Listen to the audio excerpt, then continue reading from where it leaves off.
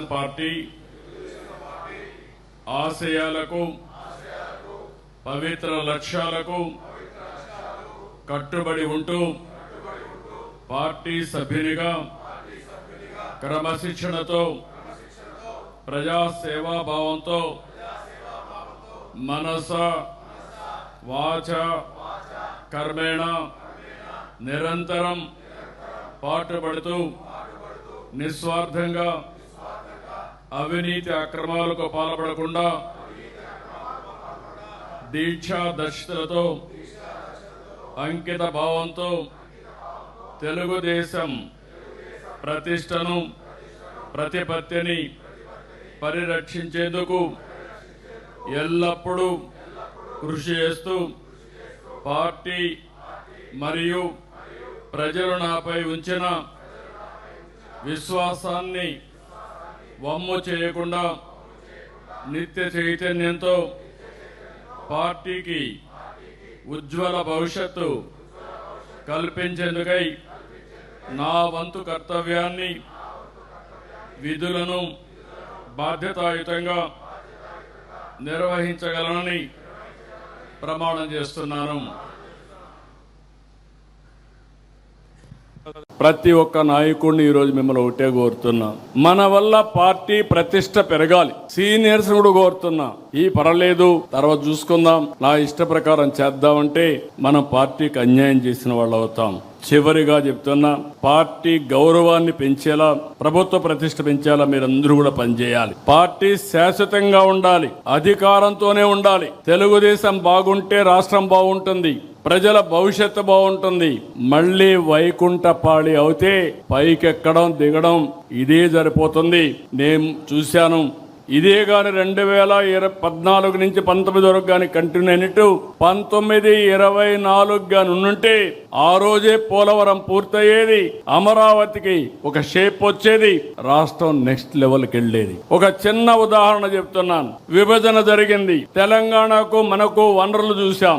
ఆ రోజు 58% ఆంధ్రప్రదేశ్ జనాభా, 42% తెలంగాణ జనాభా. వాళ్ళ ఆదాయం 55%, మన ఆదాయం 45%. అక్కడి నుంచి మనం కష్టపడి 5 ఏళ్లలో చిన్న రాష్ట్రం, డెవలప్ అయిన రాష్ట్రం హైదరాబాద్ ఉంది. కానీ వాళ్ళకంటే 2% పెంచాం. మనం 47%కి వచ్చాం, వాళ్ళు 53%కి వచ్చారు.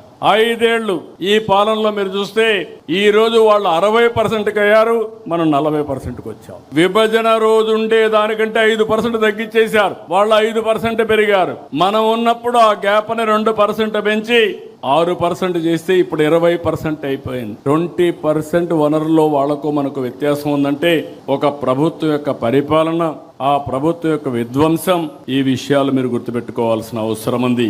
ఇది పదే పదే మీరు స్టడీ చేయాలి, మీరు అర్థం చేసుకోవాలి. మీరందరూ కూడా చాలా బిజీగా ఉంటాం, నేను కూడా బిజీనే. కానీ వీడికి వచ్చినప్పుడు నేను ఏం మాట్లాడాలని ఆలోచించుకొని వచ్చా, కానీ మీరు అది కూడా ఆలోచించకుండా మాట్లాడతారు, అది ప్రమాదం. This is where I'm asking all of you. దృష్టి పెట్టండి, మీరు ఆలోచించండి. ఫైనల్ గా ఒకటే చెప్తున్నా, ఈ రోజు ప్రమాణ స్వీకారం మీరు చూశారు. 2047కి తెలుగు జాతిని నెంబర్ 1 చేయాలనేది మనందరి లక్ష్యం, మనందరి సంకల్పం. అది ఒక్క తెలుగుదేశం పార్టీతోనే సాధ్యం. మళ్ళీ ఇక్కడ విజ్ఞప్తి చేస్తున్నాం, మీ అందరికి కూడా చెప్తున్నాను. ఎవరికి కొంతమంది అడుగుతున్నారు, నా పర్మిషన్ లేకుండా పదవులు ఇవ్వకూడదని కూడా ఇంకా అలాంటి ఆలోచనలు ఉన్నాయి పార్టీలో. ఎవ్వరి పర్మిషన్ ఉండదు. ఎవడు బాగా పనిచేస్తే వాడికే దండేస్తాం తప్ప ఎవరి పర్మిషన్ ఉండవు. పార్టీ ఎవరిని నియమిస్తే వాళ్ళకు అండగా నిలబడడం, వాళ్ళతో కలిసి పనిచేయడం మీ బాధ్యత, మనందరి బాధ్యత, నా బాధ్యత కూడా. ఇంకా విధానాన్ని రూపకల్పన చేసుకుందాం. ఏ విధంగా అవార్డు వాళ్ళని గుర్తించాలో చేద్దాం. మీ గౌరవం పెరగాలంటే మీ నియోజకవర్గం బలంగా ఉండాలి. మీ నియోజకవర్గం బలహీనపడి మీరు బలపడాలంటే, మీ గౌరవం పెరగాలంటే పెరగదని చెప్పి కూడా నేను మీకు తెలియజేస్తున్నా. నేను బ్లంట్ గానే చెప్తున్నా. ఈరోజు ఏమనుకోవద్దండి, మనసిప్పి మాట్లాడాలి. మనసిప్పి మాట్లాడకపోతే మీరు ఏమనుకుంటారంటే, ఎవరైనా పని చేయకపోయినా నాకు గౌరవం ఇమ్మంటారు, నేను ఫస్ట్ నుంచి ఉన్నాను నాకు గౌరవం ఇమ్మంటారు. కావాలంటే మా ఇంటి పిలిచి ఒక కాఫీ ఇస్తాను, కానీ పార్టీ కోసం పనిచేసిన వాళ్ళకే గుర్తింపు ఉంటుంది. నేను వెరీ క్లియర్. నా ఫ్రెండ్ అయినా లేకుండా నా ఇంట్లో దగ్గరగా ఉన్న, రేపు ఎవరైనా సరే వేదిక పైన ఉండేవాళ్ళు కానీ కింద ఉండేవాళ్ళు కానీ అందరికి ఒకటే రూల్ వర్తిస్తుంది. కడప జిల్లాలోని మరిన్ని వార్తా విశేషాల అప్డేట్స్ కోసం మా SCN న్యూస్ ఛానల్ను తప్పకుండా చూడండి.